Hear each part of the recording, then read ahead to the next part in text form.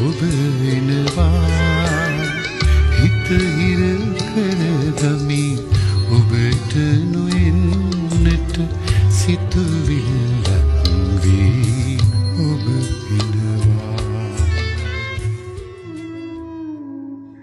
Hello කීර්ති බැස්කෝස් sir නේද?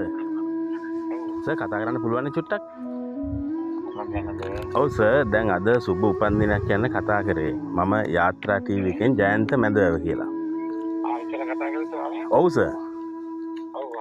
ඔව් ඉතින් සර් සුබ උපන්දිනයක් කියනවා. ඔව් සර්ගේ ඉතින් මේ අර සොඳුරු බඹරෙක් ප්‍රසංගයත් අපි දැක්කා. එතකොට ඒකේ ගොඩක් අලුත් අයට අවස්ථාවක් දීලා තිබුණා. ඔව් ඉතින් සර් ඒ වගේ ප්‍රසංග දැන් කොහොමද දිගටම තියෙනවද? ඒක අවුරුද්දකට සැරයක් තමයි කරන්නේ. ඉතින් අර මේ දැන් පිටරට ඉන්ඩිපෙන්ඩන්ට් මට පොඩි ඉන්ඩිපෙන්ඩන්ට් එකක් තියෙනවා මේ වගේ සංකේත පවත්වන්න කියලා. ඉතින් ඒ වගේ අවස්ථාවක් තමයි තියෙන්නේ. කොළඹින් පිට තමයි පැවැත්වෙන්නේ. නෝර එකක් තියෙනවා. ඒ වගේම ගාල්ලේ එහෙම ප්‍රාදේශීය නගරවලත් ආරාධනාවක් තියෙනවා. කොළඹ පවත්වන්නේ එකයි ප්‍රසංගය. එහෙමද සර්?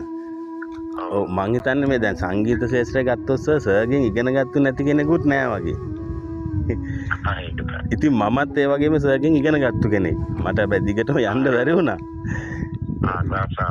ඔව් ඉතින් සර්ගේ මේ මොනවාද සර් ඉදිරි බලාපොරොත්තු අපිට දැනගන්න පුළුවන්ද පොඩ්ඩක්?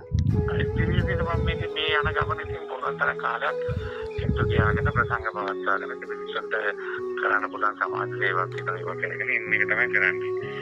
හරි.